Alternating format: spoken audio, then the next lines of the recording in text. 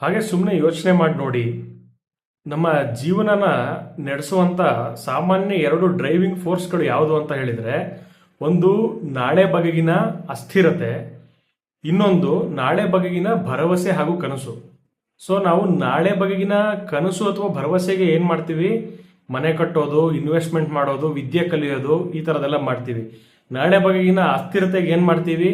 Insurance ಮಾಡಿಸೋದು, ಮನೆಗೆ security garden ಇಟ್ಕೊಳ್ಳೋದು, ಈ ಥರದನ್ನೆಲ್ಲ ಮಾಡ್ತೀವಿ.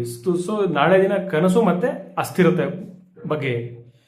ಸೊ ನಾಳೆ ನಮಗೆ ಆಹಾರ ಸಿಗುತ್ತೋ ಇಲ್ಲೋ ಅನ್ನೋ ಭರವಸೆ ಇಲ್ಲ ಅಂತಂದರೆ ಸ್ಟೋರೇಜ್ ಮಾಡ್ತೀವಿ.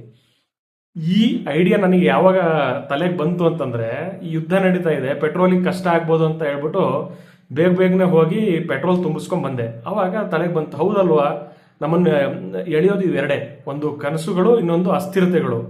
ಸೊ ಈ ದಿಕ್ಕಿನಲ್ಲಿ ಯೋಚನೆ ಮಾಡಿದಾಗ ಒಂದು ಒಳ್ಳೆ ಕಗ್ಗ ನನಗೆ ಕಣ್ಣಿಗೆ ಬಿತ್ತು, ಕೇಳಿಸ್ಕೊಡಿ.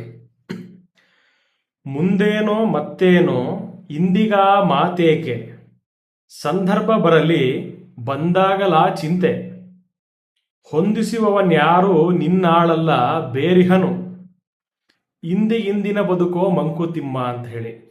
ನಾವೆಷ್ಟೇ ಓಡಾಡ್ಬೋದು, ಏನೇ ಸರ್ಕಸ್ ಮಾಡ್ಬೋದು, ಆದರೆ ಏನು ಆಗಬೇಕು ಅಂತ ವಿಹಿತವಾಗಿರುತ್ತೋ ಅದು ಹಾಗೇ ಆಗಿರುತ್ತೆ.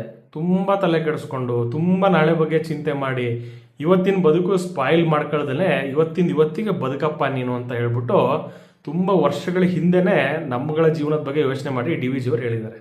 ಧನ್ಯವಾದ.